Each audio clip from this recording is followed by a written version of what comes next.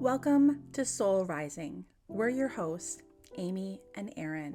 We're two everyday mediums who are passionate about taking the woo-woo out of spirituality and bringing it down to earth.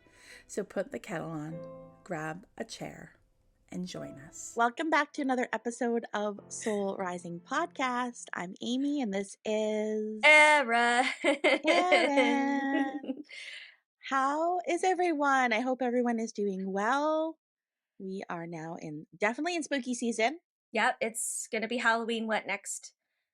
Couple days. In a couple days. Yep.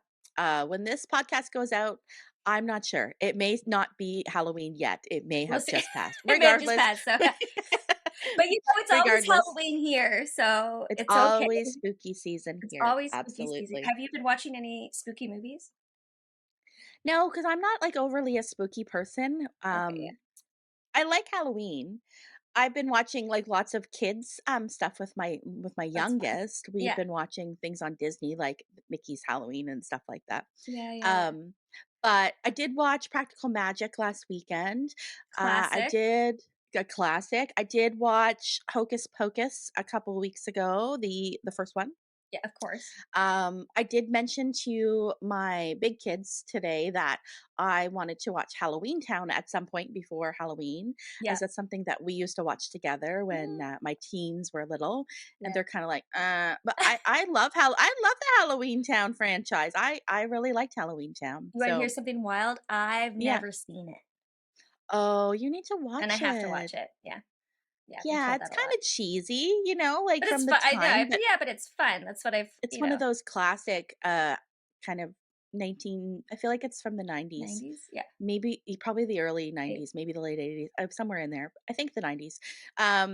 Yeah, but I'm not too much of like a scary, spooky, like Halloween person. Yeah. I like suspense. I like thrillers. I like movies like that. But when it gets gory or scary, I'm out. But I know that you're a scary movie person, right? I like scary movies. I don't like gore. Okay. Never seen Saw, never will. Okay? I will not watch that movie. Even though some people are like, it's so good though. It's not even like that. No, I don't want to. It's not something torture. No, thanks. No thanks. Like even psychological torture sometimes, but no. Alex and I did watch the new Exorcist movie, Believer. Or The Believer, Exorcist Believer. Not good, but we didn't go into it expecting it to be good. So it is really cool because they have two people from the original cast. They have the mom and the daughter, I forget their names, but Reagan and the actress that plays Reagan and Reagan's mom. So that was kind of fun. But it's not good. So the ending is horrible. So if anyone out there has also watched it and agrees, I just thought the ending was just not great. It was not good. It was nice because there's a part. It was nice. There's a part that, like, without kind of giving much away, there's like where like two religions kind of come together to try to defeat this, quote unquote, like evil. So that was a kind of a good moment to see people corral together, but it's just, it was not good. It is what it is. It is what it is. Was that a movie theater movie? Or like a streamer rental. Okay. My big kids are going today. I don't even know what this is about, so I don't necessarily know if it's anything to do with Halloween. But they're going to see Five Nights at Freddy's tonight. I don't even know what this is, but it came out yesterday, and we tried to get tickets yesterday, and every single time, it was showing 6 times yesterday at our local theater, and every single one was sold out. So was it Fright? Oh, what Fred? I think it's called Five Nights at Freddy's. Didn't they? Okay. I think Nicolas Cage did something like this. I think, and then I think this is the sequel or prequel to it. I think no. This is like a haunted. I'm puppets, the worst person. Right? Is that what it is? You said your kids are going to see it. It's not. It's hold on. Are you sure? Wait, maybe we're not thinking of the same thing. I thought Five it was like Nights at Freddy's is a horror adaptation. It's a horror movie based on a popular video game franchise. Yeah. Yeah, they're going to see it. I think well, they're like one's almost an adult. She's gonna be an adult in a few That's true. months. So yeah, they are going to see it. I thought it was like well, maybe it's not. Maybe it is like, it's 14A. It's Okay, so it's maybe it's not. yeah. I thought Nicolas Cage did something similar to this. I'd have to look. Yeah, this is about main series consists of 9 video games taking place in locations connected to a fictional family Oh, pizza restaurant franchise named Freddy Fazbear's Pizza.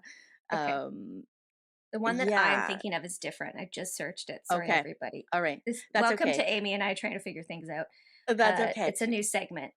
Yeah. We're the one with Nicolas Cage is called Willy's Wonderland.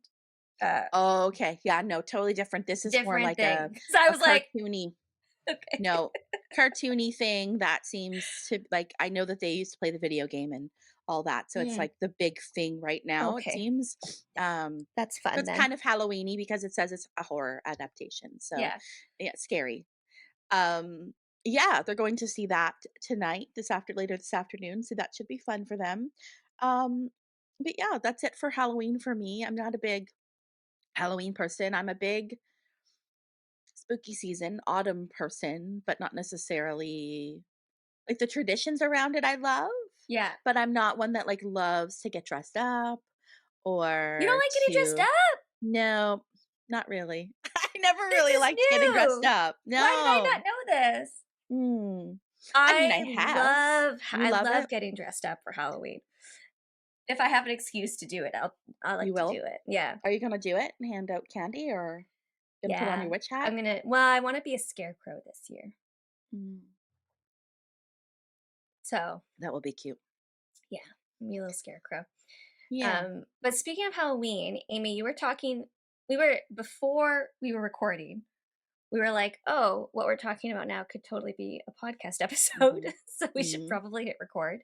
Mhm. But you were talking about um, how there's some evidential mediums, right? That you were saying we're talking about Sam and Colby, who Yep. I was one of the guest medium when they came here to Toronto to film in Casa Loma.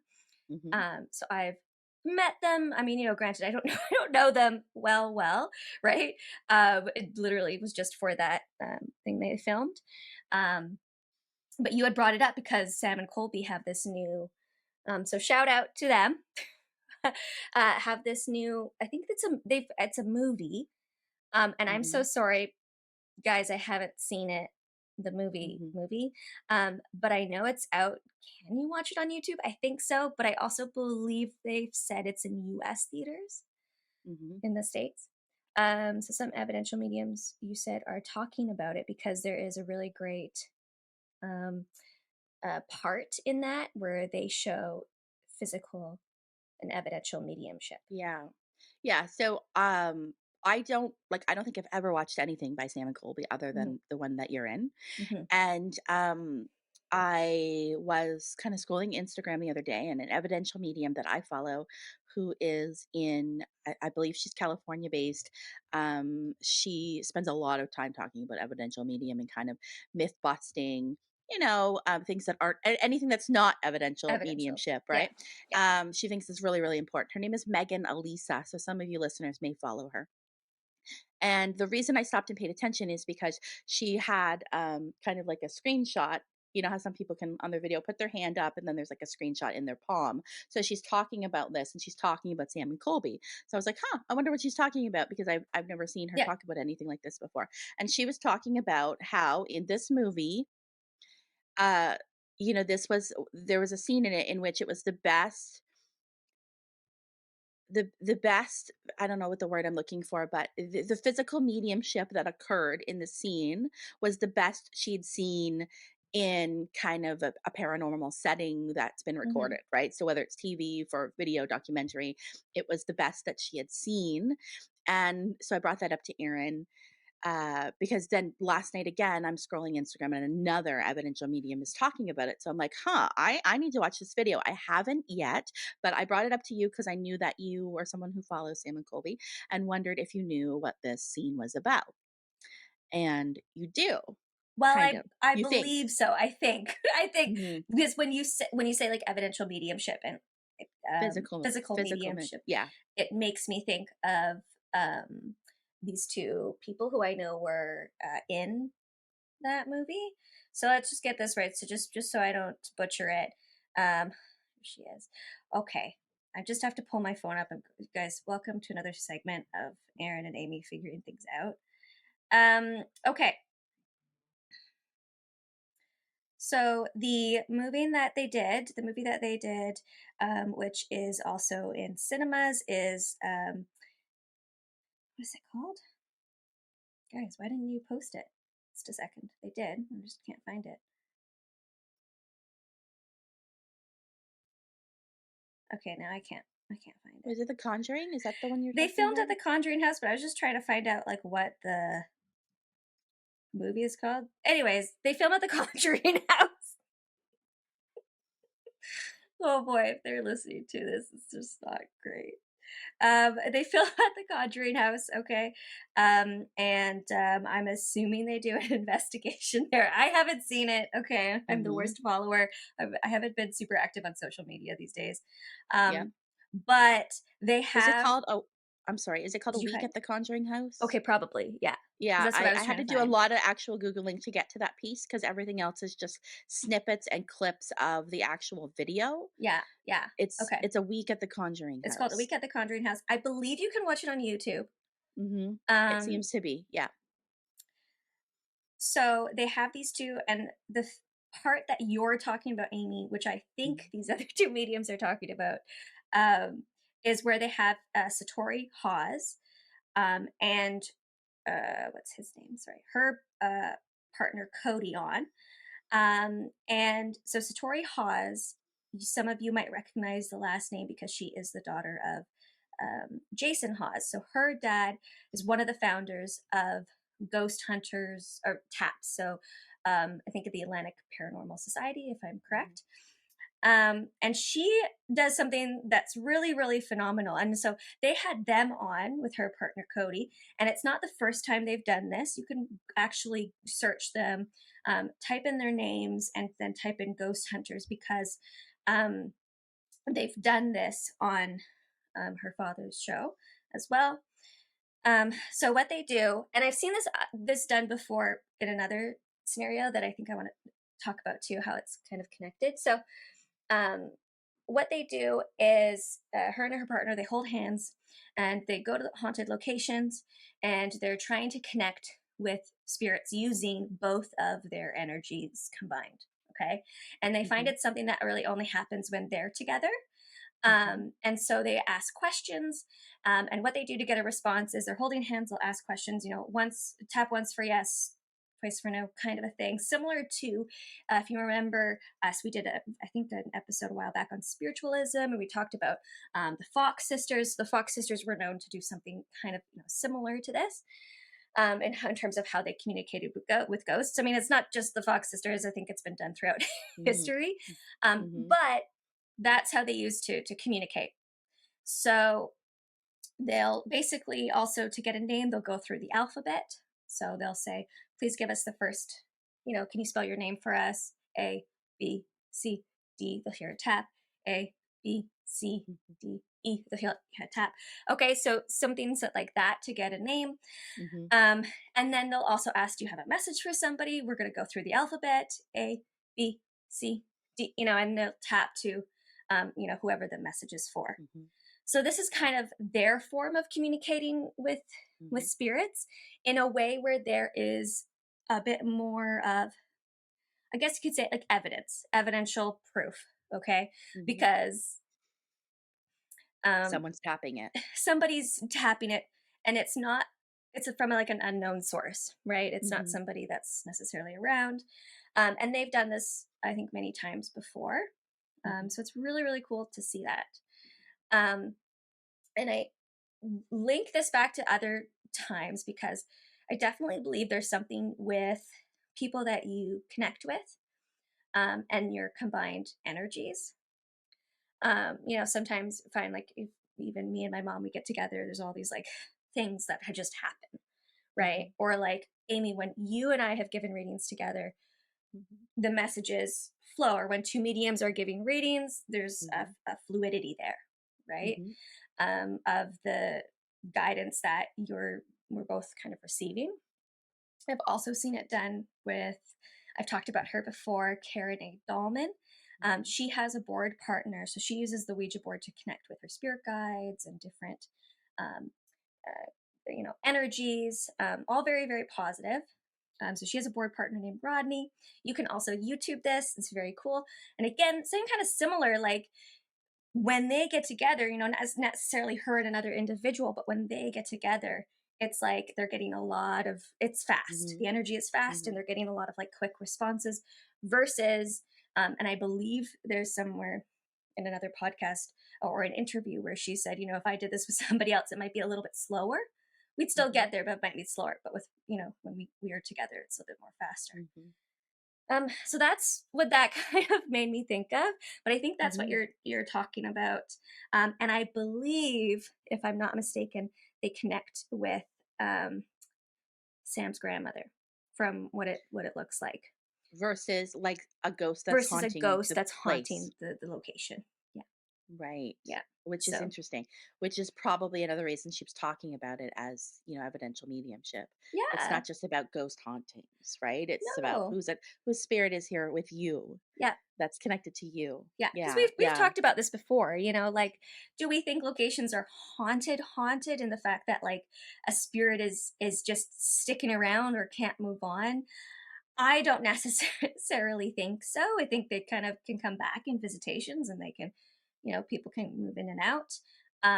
Or maybe they just choose to kind of be there for a particular reason. You never know. I mean, again, there's so many, like, I think there's so many questions. We have a lot more questions than answers. Yeah. Right. There's so many possibilities. And I feel like you and I don't know, I won't speak for you, but me, I know that we, a few years ago, probably 3 years ago now, did a live and talked about, ghosts versus spirits. Yeah. And I was like very adamant at the time that, no, ghosts are simply just spirits, and no, I don't believe in hauntings, and it, it's someone's intention or their perception of what's happening versus what is really happening. I was kind of like really in the camp of there's only spirit and nobody can be stuck.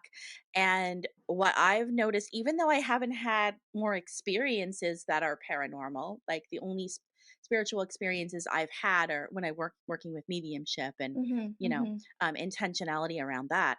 I found though that my point of view has expanded to, well, I don't really know. I can't say yes or no. I know what I experience, but I don't know what someone else experiences. So I can't say with absolute that it won't or can't happen. Yeah. And I've noticed kind of there's been a shift in expanding because I know that my views on things or what I'm experiencing is constantly growing and changing with time. Oh, absolutely. I mean, I don't think you cannot get into this work without your views and things shifting constantly. But there are a lot that do, and then they don't shift. They don't shift. That's true. Yeah. That's true. Yes. That's true. But then those people find shift. other people. Yeah, I do think I think you have to, right? Like, I think if I feel like I'm constantly learning how, and I've said this before, how spirit works with me, how they communicate with me. It's always changing, and it's like, it kind of just reminds me of, having to just go with the flow. If your boss says, okay, I need you to run this project, and you're like, I've never done anything like that before. It's kind of like, you got to just trust that you're going to be okay. They believe in you. Somebody has said you can do this for a reason. And you just go with it and trust that you got this. I mean, it's a really good example. I've had, I think I can share this. I'm not, without giving too much information.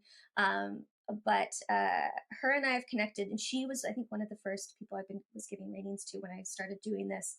When I was giving readings when I lived by myself and just trying to grow a little bit of a clientele. And she was, one of the first people that came to me at that time. So it's just a nice kind of connection. But she's since moved into a place where she believes is haunted, or there's something happening in her home. And like she's asked me questions about it, and tapping into that has definitely shifted some of my views in terms of like what could or couldn't be reality. And so, I was like, I was even talking about this with another medium, like, I don't often throw the word portal around. Okay. Yeah. It's not like it's something that I just throw around here and there, because I don't know. But I was like, I definitely feel there's something here that it's easier for them to come through. I think it's less to do with your house and more to do with the property, the land. And so because she's had some like really cool experiences, very spooky because it's in her own home, but just things that she can't explain. One of them is if I can share it, I think it's okay, again, without giving too much personal information. But they rent out their basement, and she was saying, they have like a system, so she knows when the person is there, she knows when she's not there. So she's hearing all these like noises, and she's like, I'm pretty sure she's not here. Goes down to check, she's not here. I believe the story is like the lights are all of a sudden all turned on. She's like, that's wild. And just as she's going in to check, she says she gets a text from her tenant who lives there saying, oh, I found this article about ghosts. So she's like, weird timing, right? So that's one thing that happened. And then I guess her husband came back. They went back downstairs, and again, she turned the lights off. The lights were back on. And one of them is a tap, like you could just touch it and the light turns on. So they were like, okay, like maybe there was something, they're trying to explain it, right? Rationally explain it. Maybe something happened, something moved, and the lamp, shifted or whatever, and it caused it to turn on, because it's a bit more sensitive. But the other one, you have to actually, there's like a switch, that you have to switch to turn on. So that one was interesting. And then she also said that her shoes, which were, so the tenant's shoes, which were placed on a rack or a shelf, had fallen down, because they're also doing repairs down there, to where a toolbox is. And she did, and she was like, it's really interesting. And I was like, just, telling her what I think is going on. I think somebody's just trying to get your attention. I think there needs to be, without her, before she told me where the shoes fell, I said, I think there's somebody trying to get your attention to say something needs to be fixed. And so she's like thinking about it. And then she comes back to me and she goes, what was wild is my shoes were actually placed by a toolbox. So in other words, it's like, get moving, something needs to be fixed. And it was something in the boiler room needed to be fixed.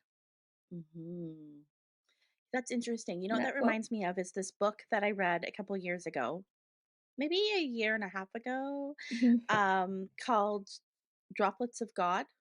Okay. I've never read that one, but it's by, let me just bring it up for a moment. There's just a little story, kind of like of a god.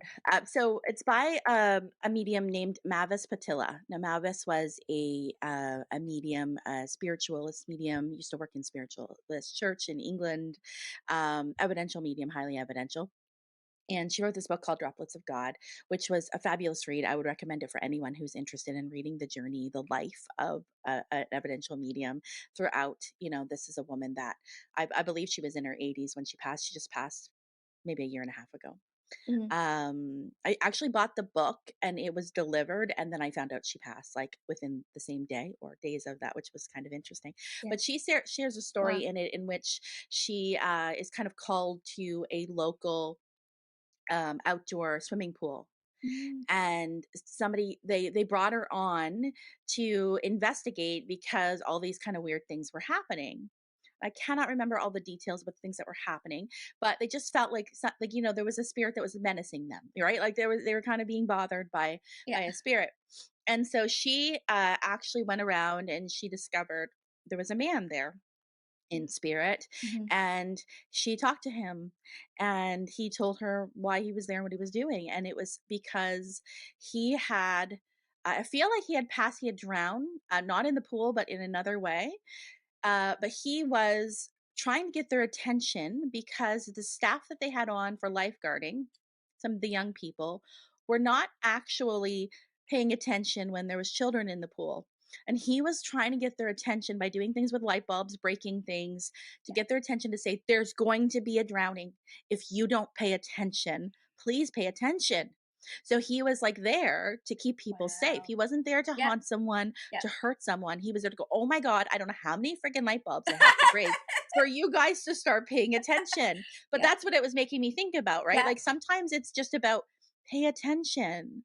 And that's it. I feel like the majority of experiences that we have, even signs and synchronicities, right? It's all about, hey, pay attention. Listen. I agree. Look, I agree. Right? How many things, or your loved one coming through, sometimes, they're like, how many things do I gotta do, before I could really, just say like, I'm here, right? Because it's also, you got to think about all the energy that it takes. I mean, one, it takes a lot of energy for us to do readings. Some readings, like depending on the circumstance, I just come out of it and I feel a little bit like dizzy, or I'm like, I really need to take like 5 minutes here or 10 minutes before, I just need to like take a breather before the next session, which is why, I don't know about you, but that's why I space out my readings a little bit. I do too. I try to. Right. And so, I don't know where I was going with that. I completely lost my train of thought. But I think the majority of things is like, it takes a lot of energy for them to come through.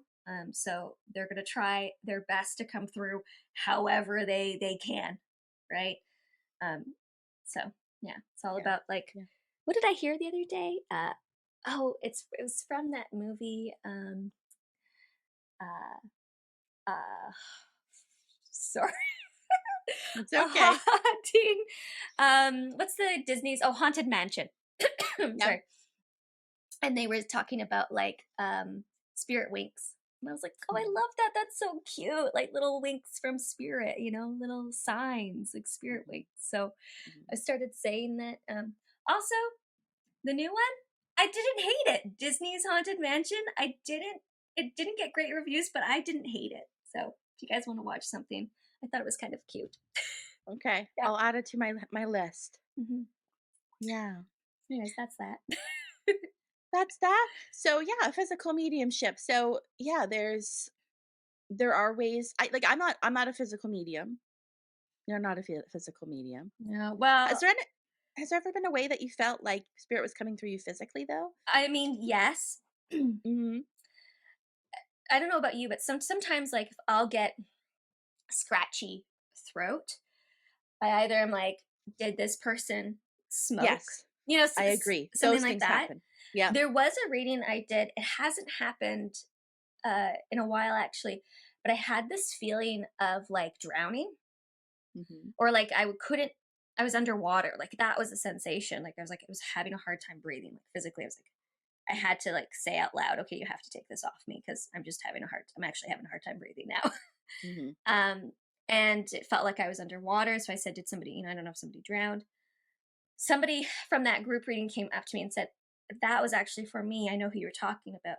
They didn't drown, but they were a diver. And what they would do is they would hold their breath underwater to see how long they could hold their breath for. And that's what he was trying to tell me. I just couldn't, I couldn't get it right. Yeah. Yeah. So I've had that happen too. Yeah. We're physically feeling stuff. But I haven't manifested physical. Yeah. Like had them like trance mediumship or like enter my whole body. And then it's like the spirit is doing the moving and stuff. No. Although, okay. Story time, folks. Okay. As I take a sip of water. When I was at that Niagara retreat, there was a lovely lady I've known for many years. She was doing a sound meditation. So like singing bowls, different instruments like that. Really cool stuff. I have to find out what some of these instruments are. She had one that was like made rain sounds, but it also sounded like thunder. It was really cool. Anyways, so she's using these instruments, and we're all just kind of like taking it in. And at one point, I swear to God, because I brought it up to her, I was like, I really felt like felt like maybe 2 or 3 different energies come in me, because I would like closing my eyes, and then I just felt like uncontrollably, like my head was turning, and I was just nodding. Mm-hmm. And it really did feel like somebody else was doing it. Somebody else was doing it, and they were looking at it through my eyes, but my eyes, if that makes any sense, but my eyes were closed. And I was like, because I've never had that. I was still in control. I definitely felt like I was still there, but it did feel like there was like it was something else was turning my head and nodding. That was really cool. And so she's told me that's happened to other people before. She's like, it's not all the time, but sometimes that does happen. So she was like wondering what else I was getting with it, but I just felt like they were approving of what she was doing. They're like, okay, this is good. This is nice. That place also very much a lot of spirit activity there where we were for the retreat. That was my question. Do you think they were potentially spirits connected to like the music or to the place or to the people there or all of the above? I think it was all of the above. Yeah. I can't totally tell who it was. It could have been a combination of energies, to be honest with you, because I did feel like there was definitely more than one. But absolutely, I definitely got a strong male that just kind of came through and was like, yep, good. And then just left. And I kind of was like,